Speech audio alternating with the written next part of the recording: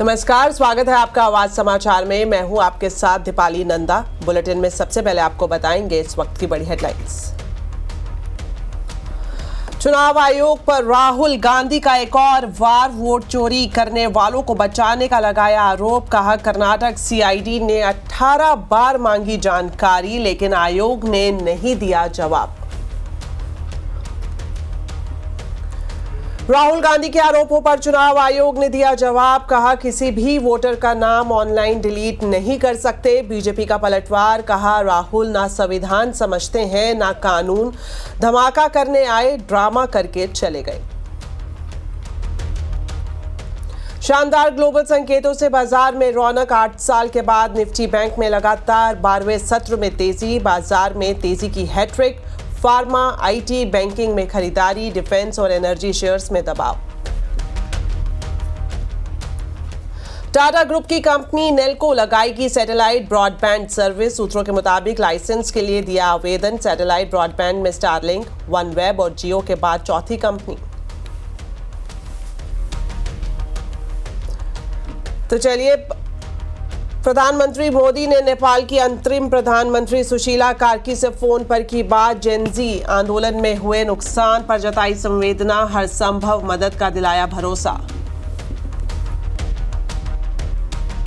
बिहार चुनाव से पहले कार्यकर्ताओं के बीच पहुंचे अमित शाह। राहुल की अधिकार यात्रा को बताया घुसपैठिया बचाओ यात्रा। नीतीश कुमार से भी की मुलाकात।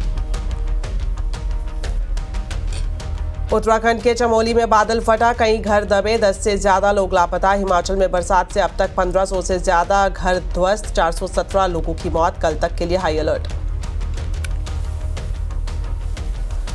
गुजरात से दिल्ली तक गरबा डांडिया की तैयारी। डांस क्लासेस में स्टेप सीख रहे हैं युवा। कनॉट प्लेस का गुजराती लेन ड्रेस और एक्सेसरीज खरीदने वालों से हुआ गुलजार।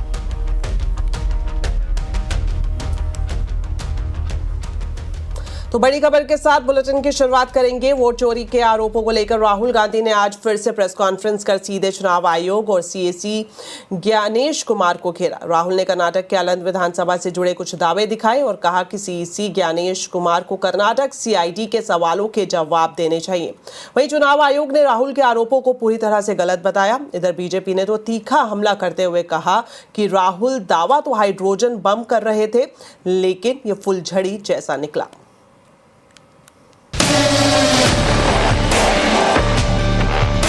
Whose numbers are these? Who generated the OTPs? Rahul का कहना है कि चुनाव आयोग लोकतंत्र के साथ खिलवाड़ कर रहा है। आरोप है कि कांग्रेस के मजबूत बूथों से वोटरों के नाम हटाए गए। यहां तक कि दूसरे राज्यों के मोबाइल नंबरों से ओटीपी जनरेट कर नाम डिलीट किए गए। राहुल का तर्क है कि अगर चुनाव आयोग निष्पक्ष है तो एक हफ्ते के भीतर कर्नाटक सीआईडी को सबूत क्यों नहीं देता। राहुल गांधी ने सीधे मुख्य चुनाव आयुक्त ज्ञानेश कुमार को घेर लिया और कहा, आपको पता है वोट चोर कौन है, लेकिन आप उन्हें बचा रहे हैं। तो हमारी डिमांड है, ज्ञानेश कुमार जी, आप अपना काम कीजिए। आपने उठ लिया है, आप हिंदुस्तान के चीफ इलेक्शन कमिश्नर हैं। आपसे कर्नाटक की सीआईडी सबूत मांग रही है। आप कर्नाटक की सीआईडी को यह सबूत 1 सप्ताह के अंदर दे दीजिए, नहीं तो पूरा हिंदुस्तान के सारे युवा इस बात को एक्सेप्ट करेंगे कि आप हिंदुस्तान के कॉन्स्टिट्यूशन, हिंदुस्तान के संविधान की हत्या में शामिल हो, हिंदुस्तान के संविधान की रक्षा नहीं कर रहे हो और वोट चोरों की आप मदद कर रहे हो। दरअसल पूरा विवाद कर्नाटक के आलंद विधानसभा क्षेत्र से शुरू हुआ।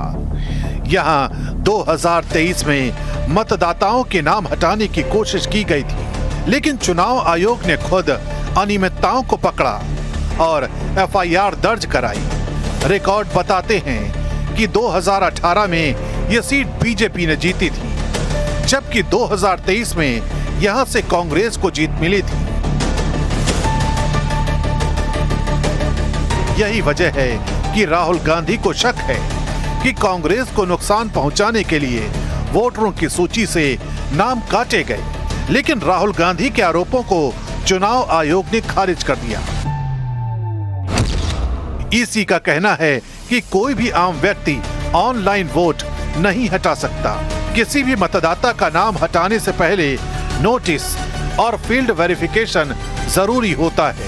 ईसी सूत्रों का कहना है कि ज्ञानेश कुमार ने सिर्फ 6 महीने पहले पद संभाला है। पिछली गड़बड़ियों का ठीकरा उन पर फोड़ना अनुचित है। साथ ही चुनाव आयोग की तरफ से कॉल सेंटर जैसे सिस्टम का दावा भी भ्रामक बताया गया। इसी बीच बीजेपी भी इस मुद्दे पर एक्टिव थी। पार्टी नेताओं ने कहा कि ये प्रेस कॉन्फ्रेंस खोदा पहाड़ निकली चुहिया जैसी रही। हाइड्रोजन बम फोड़ने वाले थे, फुलझड़ी से काम चलाना पड़ा। अब नजर इस बात पर है कि राहुल जिस हाइड्रोजन बम का इशारा कर रहे उसमें कितना धमाका होगा। तो आज आवाज अड्डा में हम इसी पर खास चर्चा कर रहे हैं। राहुल के आरोप धमाका या ड्रामा, जरूर देखिए शाम 7:57 पर।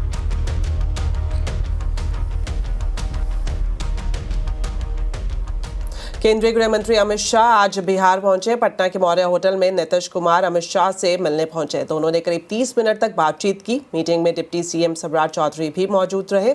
इसके बाद अमित शाह ने रोहतास में कार्यकर्ताओं को संबोधित किया। अपने संबोधन में शाह ने राहुल गांधी की यात्रा पर तीखा हमला बोला। उन्होंने कहा कि इस यात्रा का विषय शिक्षा, बिजली, सड़क, रोजगार नहीं था, बल्कि यात्रा का विषय घुसपैठिया बचाओ था। यात्रा का विषय बिहार में अच्छी शिक्षा लाना नहीं था। यात्रा का विषय रोजगारी नहीं था। यात्रा का विषय बिहार में 24 घंटा बिजली नहीं था। यात्रा का विषय हर गांव, हर टोले में रोड पहुंचाना नहीं था। यात्रा का विषय था जो बांग्लादेश से घुसपैठिए आए हैं उनको बचाने का विषय था। चलिए अब बात करते हैं शेयर बाजार की। शानदार ग्लोबल संकेतों से बाजार में रौनक रही। तेजी की हैट्रिक लगाते हुए सेंसेक्स निफ्टी बढ़त के साथ बंद हुए। सेंसेक्स 320 पॉइंट चढ़कर 83,014 पर और निफ्टी 93 पॉइंट चढ़कर 25,424 पर बंद हुआ। निफ्टी बैंक में लगातार 12वें सत्र में तेजी देखने को मिली। जुलाई 2017 के बाद निफ्टी बैंक में लगातार 12वें दिन तेजी रही। स्टॉक स्पेसिफिक बात करें तो फार्मा, IT, बैंकिंग शेयर्स में खरीदारी और वहीं डिफेंस और एनर्जी शेयर्स में दबाव देखने को मिला। 23 सितंबर से आनंद राठी शेयर का IPO खुल रहा है। प्राइस बैंड की बात करें तो ये 393 से लेकर 414 रुपए प्रति शेयर है और इशू साइज 745 करोड़ रुपए का है। कंपनी के मैनेजमेंट से खास बातचीत की कंचन नौटियाल ने और जाना कि कंपनी की आगे की स्ट्रैटेजी किस तरह से रहेगी।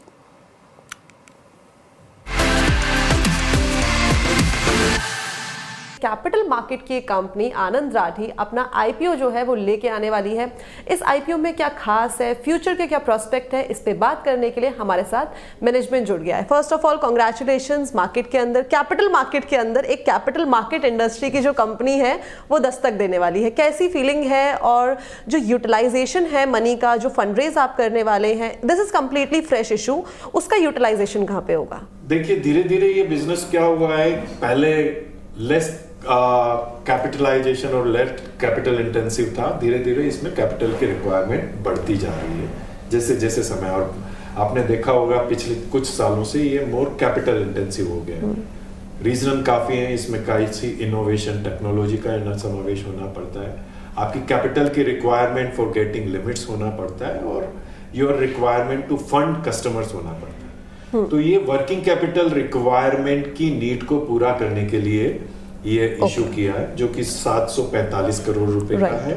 उसमें से 550 करोड़ रुपया प्योरली हमने working capital requirement of company किया है और ये सारा का सारा पैसा हम कंपनी में ही रेज कर रहे हैं as a primary issue. Right, तो प्राइमरी फ्रेश इशू कंप्लीटली आ रहा है, इसमें से कोई भी OFS हमें नहीं देखने को मिला है। अपार्ट फ्रॉम दिस, इस टाइम पे अगर हम क्लाइंट बेस की बात करें तो एक्टिव क्लाइंट बेस किस तरीके का है और आगे चल के हमें क्या ये सस्टेनेबल ग्रोथ एक्सपेक्टेड है? अगर आप हमारी कंपनी का मॉडल देखें तो हमारे पास दो मेन बिजनेस स्ट्रीम है, रेवेन्यू स्ट्रीम है इस कंपनी के। एक है ब्रोकिंग, दूसरा है नॉन ब्रोकिंग। तो ब्रोकिंग एंड नॉन ब्रोकिंग दोनों मिला के अगर आप कस्टमर बेस हमारा देखें तो करीब 2,15,000 से 2,20,000 कस्टमर एक्टिव कस्टमर बेस है।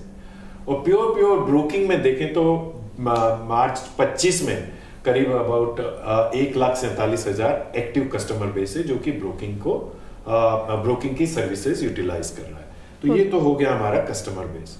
जहां तक ग्रोथ का सवाल है, हमारा एक्टिव कस्टमर बेस पिछले 4-5 सालों से CAGR टर्म में जिसको बोलते हैं अराउंड 16 से 18% की ग्रोथ से ग्रो कर।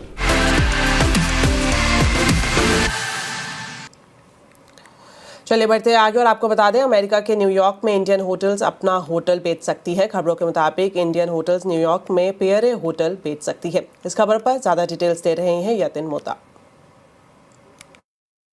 अगर हम बात करें इंडियन होटल्स की, तो इनकी जो यूएस में लीज प्रॉपर्टी है जिसका नाम पेरियर है, इसकी जो स्टेक सेल है, इसके अंदर जो हिस्सेदारी है वो चेंज हो सकती है। न्यूयॉर्क टाइम और टाइम्स ऑफ इंडिया के हिसाब से यहाँ $2 बिलियन तक में ओनरशिप की चेंज होती हुई नज़र पड़ सकती है। और जो मिडल ईस्ट की रिच फैमिली ऑफिसेज हैं या वहाँ की जो किंगडम के ओनर्स हैं, उन्होंने इंटरेस्ट जताया है और करीब $2 बिलियन में ट्रांजैक्शन वैल्यू हो सकता है। 2005 से ये होटल जो है ताज की ब्रांड के अंदर मैनेजमेंट कॉन्ट्रैक्ट में है और इसकी जो लीजेस हैं वो भी इंडियन होटल्स के पास है। ये देखना ज़रूरी होगा कि मैनेजमेंट की क्या इस पे प्रतिक्रिया है, क्योंकि अभी तक वो अवेटेड है। क्या वो अपने लीज राइट्स और मैनेजमेंट राइट्स बेचने वाले हैं, किस तरीके का मुआवजा या कॉम्पनसेशन उनको मिलेगा, क्योंकि जो टोटल डील कंसिडरेशन है वो $2 बिलियन है। तो इसमें से क्या अमाउंट इंडियन होटल्स को आता है वो देखने लायक होगा। लेकिन जो अगर हम बात करें इंडियन होटल्स की, तो ये लॉस मेकिंग ऑपरेशन है उनके लिए। वो सालाना बहुत ज़्यादा लॉस करते हैं और जो सब्सिडरी है जिसके अंदर ये ओनरशिप है वो 200 करोड़ का सालाना लॉस बताती है। तो कहीं ना कहीं अगर ये ट्रांजैक्शन हो जाता है और किसी प्रकार का कॉम्पनसेशन या किसी प्रकार की लीज राइट का अमाउंट इनको मिलता है तो वो एक कैपिटल फ्री अप करेगा, नंबर 1, और नंबर 2 जो लॉस मेकिंग ऑपरेशन है इसको भी कहीं ना कहीं विराम मिलेगा। तो ऑफिशियली अभी तक कोई कमेंट नहीं है इंडियन होटल्स का, लेकिन हाँ ये बहुत बड़ा डेवलपमेंट है। एक आइकॉनिक होटल न्यूयॉर्क की $2 बिलियन में बिक सकती है, जिसका फ़ायदा इंडियन होटल्स को मिलता हुआ नज़र पड़ सकता है। एक और अहम खबर आपको बता दें, टाटा ग्रुप की कंपनी नेल्को सैटेलाइट ब्रॉडबैंड सेवाएं देने की तैयारी कर रही है। सूत्रों के मुताबिक कंपनी ने दूरसंचार विभाग में इसके लिए आवेदन भी दिया है। खबर पर डिटेल्स लेते हैं असीम मंचंदा से। तो असीम, आपसे जानना चाहेंगे कंपनी को सैटेलाइट ब्रॉडबैंड सेवाओं के लिए कब तक लाइसेंस मिल सकता है? देखिए, अगर आपको सैटेलाइट ब्रॉडबैंड सर्विसेज देनी है तो आपको GMPCS लाइसेंस चाहिए। 2022 में कंपनी ने लाइसेंस के लिए आवेदन किया था, लेकिन 2023 में कंपनी ने अपना एप्लीकेशन वापस ले लिया। कंपनी ने कहा कि नई पॉलिसी आएगी तो हम दोबारा से लाइसेंस के लिए आवेदन करेंगे। अब हमें जो सूत्र बता रही, कंपनी ने अब GMPCS VNO लाइसेंस के लिए आवेदन किया और बहुत जल्दी कंपनी को लाइसेंस भी मिल सकता है।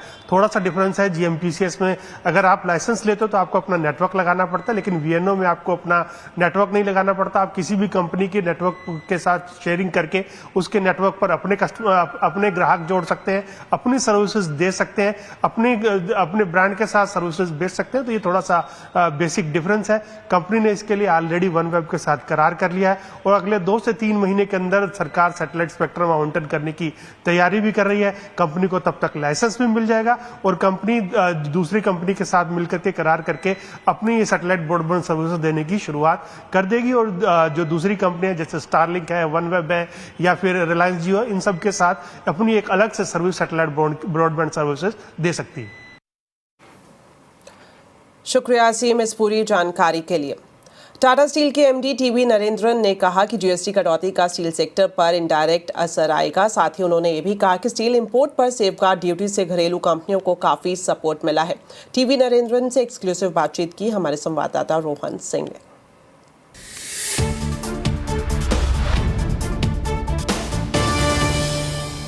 स्टील सेक्टर कैसे इसको देख रहा है? कंजम्पशन बढ़ेगा, डिमांड बढ़ेगी, क्या आपका एक्सपेक्टेशन क्या है? स्टील पर डायरेक्ट इम्पैक्ट नहीं था क्योंकि GST rates for steel were not change, पर स्टील पर जरूर इनडायरेक्ट इम्पैक्ट पड़ेगा क्योंकि बहुत सारे सेक्टर के लिए एक पॉजिटिव डेवलपमेंट है। आप ऑटो सेक्टर देखिए या कंस्ट्रक्शन सेक्टर देखिए, ये पॉजिटिव डेवलपमेंट है और स्टील का कंजम्पशन सब सेक्टर्स में होता है। तो इसीलिए दी our customers are happy, then we are also happy. पिछले कुछ समय में से जो एक थोड़ा सा स्लो डाउन जो हमें देखने को मिल रहा था, आपको क्या लगता है ये कब तक रहने वाला है? और अगर हमें 250-300 टन के अगर उस पर पहुंचना है, आपका क्या मानना है, किस तरह का इन्वेस्टमेंट और गवर्नमेंट को करना चाहिए इस वक्त? उसमें एक्चुअली स्टील सेक्टर में आप देखिए तो ऑलमोस्ट स्टील कंजम्पशन ग्रोथ 10-12% पे लेवल पे है, तो बिकॉज क्योंकि गवर्नमेंट का फोकस इंफ्रास्ट्रक्चर पे है, इसीलिए उसका असर हम लोग देख रहे हैं. तो I think steel consumption growth has been very strong. तो अभी आप देखिए तो चलिए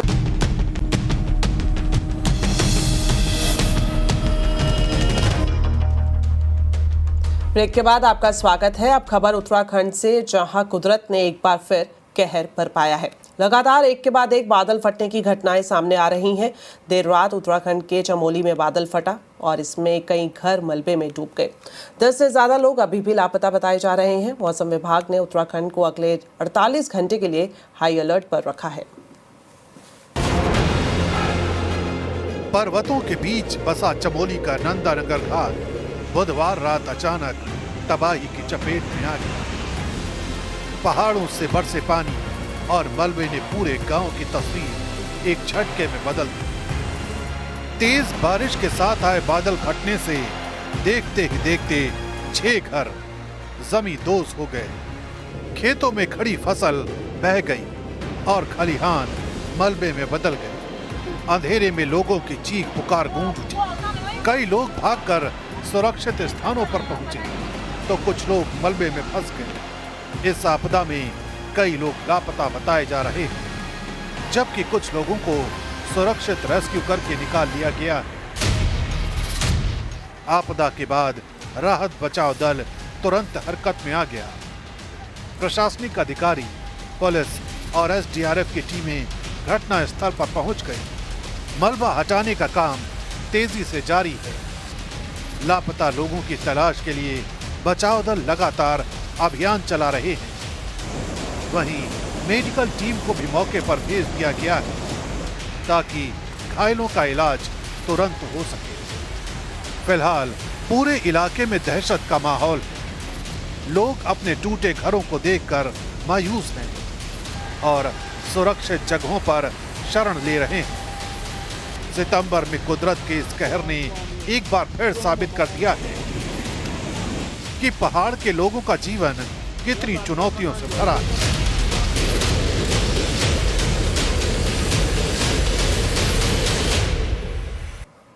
वहीं दूसरी तरफ हिमाचल प्रदेश में भी बारिश रुकने का नाम नहीं ले रही. हिमाचल प्रदेश के कई हिस्सों में जोरदार बारिश जारी है. भारी बारिश की वजह से कई कच्चे मकान ढह गए. इस मानसून में राज्य का काफी नुकसान हुआ है. 1500 से ज्यादा घर पूरी तरह से धराशायी हो गए हैं. 417 लोगों की जान जा चुकी है. 45 लोग अभी भी लापता बताए जा रहे हैं. प्रदेश में भारी बारिश के चलते यातायात बुरी तरह से प्रभावित है. मौसम विभाग ने आने वाले 2 दिनों के लिए हाई अलर्ट जारी किया है. प्रधानमंत्री नरेंद्र मोदी ने नेपाल की अंतरिम प्रधानमंत्री सुशीला कार्की से फोन पर बातचीत की और हाल ही में जेनजी आंदोलन के दौरान हुई जान माल की हानि पर गहरी संवेदना व्यक्त की. साथ ही प्रधानमंत्री ने पड़ोसी देश के राष्ट्राध्यक्ष को हर संभव मदद कराने का भी भरोसा दिलाया. प्रधानमंत्री ने ये जानकारी अपने सोशल मीडिया प्लेटफॉर्म एक्स पर साझा की और नेपाल को 19 सितंबर को मनाए जाने वाले राष्ट्रीय दिवस की अग्रिम शुभकामनाएं भी दी. वाणिज्य मंत्री पीयूष गोयल संयुक्त अरब अमीरात यूएई के दौरे पर हैं. आज पीयूष गोयल ने UAE Bharat high level task force on investment की सह अध्यक्षता की. वाणिज्य और उद्योग मंत्री का यह दौरा काफी अहम माना जा रहा है. पीयूष गोयल ने कहा कि आने वाले समय में यूएई की निवेश शक्ति और भारत का कौशल एक साथ मिलकर काम करेगा. आज की चर्चा में एक बड़ा अहम फैसला लिया गया है कि हम यूएई और भारत मिलके तीसरे देशों में इंफ्रास्ट्रक्चर प्रोजेक्ट्स या माइनिंग, हाउसिंग, इन फील्ड्स में भी भारत के पास क्षमता है, भारत के पास टेक्नोलॉजी और कौशल है, युवा शक्ति है, यूएई के पास निवेश की ताकत है. दोनों मिलके बहुत सारी संभावनाएं नई खुल जाती हैं. उसके ऊपर भी दोनों ने आगे काम करने का आज पोटेंशियल के ऊपर चर्चा की है, संभावनाओं पे चर्चा की है और हम आगे इसको और डेवलप करेंगे। सोमवार से नवरात्रि शुरू होगी और गुजरात समेत देश के अलग अलग हिस्सों में गरबा और डांडिया की धूम मचेगी। कैसी चल रही है गरबा की तैयारियां, देखिए अहमदाबाद से केतन जोशी की रिपोर्ट।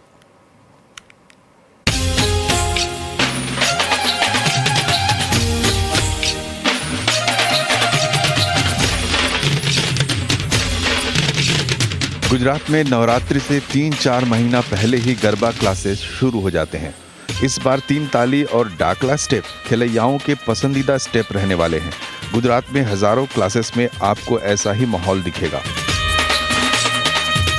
मैं 2 साल से गरबा कर रही हूँ। मैंने लास्ट ईयर गरबा करना शुरू किया। मुझे प्रैक्टिस करना भी अच्छा लगा, तो इस साल मैंने सोचा कि ये कंटिन्यू करा जाए।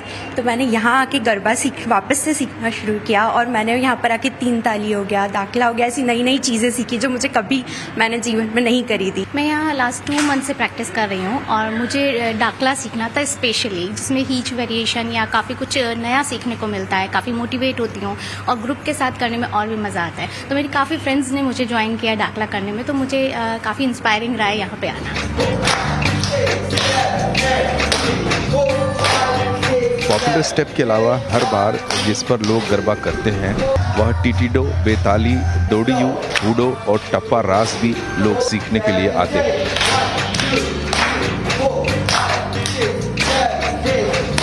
जिनको गरबा खेलना आता है वो भी नए स्टेप के कारण क्लासेस ज्वाइन करते हैं।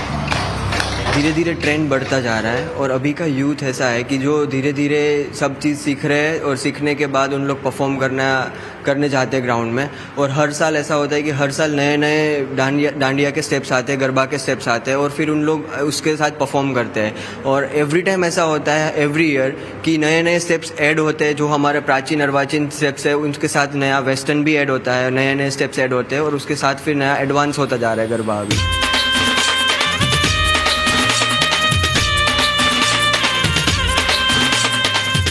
पूरे देश में नवरात्रि के दौरान सही सुर ताल में गरबा खेलने का ट्रेंड युवाओं में बढ़ रहा है।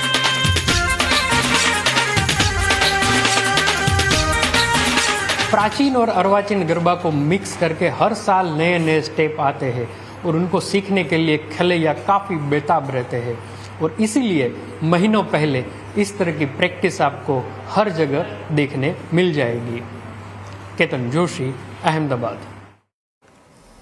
तो अहमदाबाद में गरबा की तैयारियां जोरों पर है, लेकिन अगर आप दिल्ली में गरबा नाइट में जाने का प्लान कर रहे हैं तो शॉपिंग के लिए कनॉट प्लेस के गुजराती लेन जरूर जाइए, क्योंकि यहां आपको एक ही जगह पर डिजाइनर चनिया चोली से लेकर ट्रेंडी ज्वेलरी और एक्सेसरीज मिल जाएंगी। तो नवरात्रि से ठीक पहले कनॉट प्लेस में जो जनपद का इलाका है, यहाँ पर है गुजराती लेन, जहाँ पर इस वक्त मैं मौजूद हूँ। और ये लेन खास तौर पर पॉपुलर है गरबा से जुड़ी वन स्टॉप शॉपिंग करने के लिए। तो मैं भी यहाँ पर आई थी और आप देख सकते हैं मैंने अपने लिए इस बार गरबा नाइट के लिए ये वाला लहंगा चुना है, क्योंकि इस बार ये जो लहंगा है अजरक प्रिंट इसको कहा जाता है, मिरर वर्क से लैस है, काफी खूबसूरत और लाइट वेट ये गरबा ड्रेस है। तो ये मैंने अपने लिए ले ली, तो सोचा क्यों ना अपने व्यूवर्स को भी यहाँ पर शॉपिंग कराऊं। और आप देख सकते हैं यहाँ पर ढेरों वैरायटी आपको मिल जाएगी।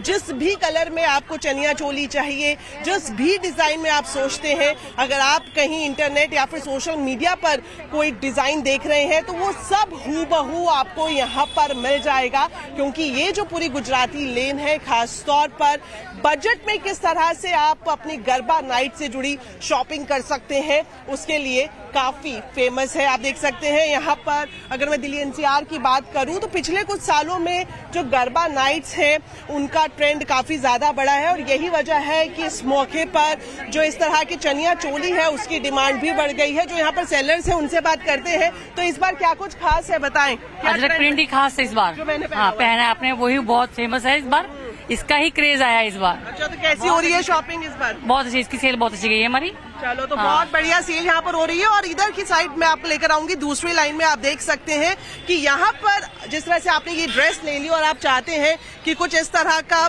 बैग आप ले लें जो आपके पूरे ड्रेस को टीम अप कर सके और भी ज्यादा खूबसूरत बना सके पूरी लुक को, तो इस तरह के बैग्स यहाँ पर हैं। और अगर आप ज्वेलरी में कुछ एक्सेसरीज खरीदना चाहती हैं तो वो भी यहाँ पर मौजूद है। हर तरह की ऑक्सीडाइज ज्वेलरी या फिर सिल्वर ज्वेलरी यहाँ पर मौजूद है जिसे आप चनिया चोली के साथ टीम अप कर सकते हैं। तो मेरी तो शॉपिंग हो गई, तो अगर आप भी दिल्ली एनसीआर में आते हैं तो जरूर यहाँ पर भी आएं और एंजॉय करें गरबा शॉपिंग को।